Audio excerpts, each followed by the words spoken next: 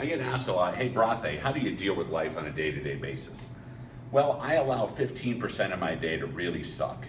And not that I want it to be that way, but I find if 85% of my day is really good, everything else is going to fall into place. You're going to have those things that come up on a day-to-day basis that coping skills helps you deal with.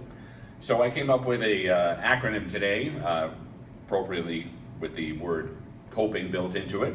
And these are 6 things I'm going to share with you on how to develop better coping skills. Communication. Talk to people. It's not that hard to have a one-on-one direct conversation with somebody. I think so many times people just use email or text as a way to kind of go into discussions, when wherever possible, use the phone, use voice, use real-time communication. Have an open mind. People have different political beliefs, religious beliefs, business beliefs, a way of doing things. The more you can have an open mind to intent. You can't always judge someone's intent unless you observe maybe a pattern of behavior. And I think the more you're able to communicate clearly when you're frustrated, instead of using the word frustrated, and the more you have an open mind and not use the word confused. Oh, I'm confused, I don't know how this works. Well, how about asking some good probing questions? Instead of saying, I'm confused, well, hey, I don't really understand how this works. Can you explain it to me? And that's better communication and a better open mind. Planning. You gotta have a calendar. You've gotta have a list of things to cross off, and you should have it on you at all times. I always get entertained when somebody says, well, I'll check my calendar when I get home. Why isn't the calendar with you? You should have anything that's responsible for keeping your life in order with you at all times.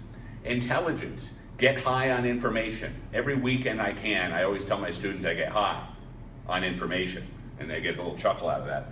But the key is, you should be reading, you should be watching knowledge-based television, you should be doing whatever you can to have intelligent conversations, and that will kind of protect you when those days come up where you're not really coping well with difficulty. The word no. It's not that hard to say it, people. And I am sick and tired of the new no that sometimes I get from people where, oh, I'll be there, I'll show up, and then there's no apology, nothing, and then they don't even bring it up again because they just don't have the ability to say no. But it's okay to say no. Just provide different options if you really want to spend time with somebody or you want to work with somebody. And have goals. When you have something to strive towards, even if it's a goal for this hour, the closer the goal is to being completed, the better off you're going to be. In project management, we talk about Parkinson's law, which basically says if I give you a week to do something, you're probably going to take 6 days and 23 hours and 59 minutes to finish it. If I give you 6 minutes to do it, you're probably going to get it done in 5.5. So use these methods to cope better and realize that you're going to have those sucky things come up on a daily basis. Roll with the punches and use some of these mechanisms that I talked about to cope better.